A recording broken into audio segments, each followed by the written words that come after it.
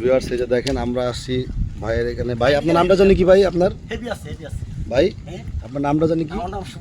সুমন ভাই হবিগঞ্জের। ওনার এখানে একটা প্ল্যান করার উদ্দেশ্যে আমরা আসছি।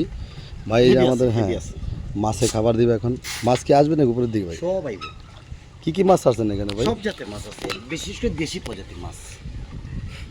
একটা ভিডিও করো বাইরে সব, আমার একটা ভিডিও করো। আসো সাবধানে আইসো, ব্যথা পাইও না আবার। নাও হেভি আছে। ভালো আছেন নি? আপনি যখন এগুলি বই পাই মানসিক শান্তি হওয়া যায়, যে হতাশা পেরেশানি ডিপ্রেশন এগুলোর থেকে আলহামদুলিল্লাহ কালকে এগুলোতে সব গীতা পাই নিচ্ছে যে কুমড়া, ওই যে কুমড়ো তো ওই যে মাছ ভালো মাছ আছে।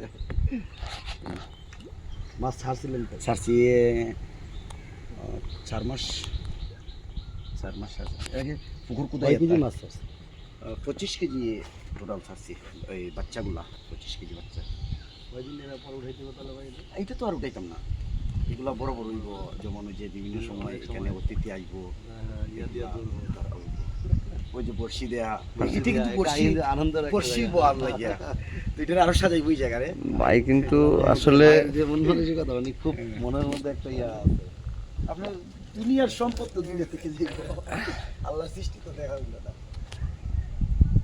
ওই যে এইটা প্রতি অনেক খরচ হয়ে গেছে আমার, কিন্তু এটা একটা সৌন্দর্য যে এখন তো এখন তো জি তরমুজ লাগাইমু এখন, ওই যে 12 মাসি তরমুজ, তারপরে ওই যে মিষ্টি লাউ লাগাইছি, পাতি লাউ লাগাইনি, ওইদিকে বড় বাড়াইমু হাঁস থাকবে।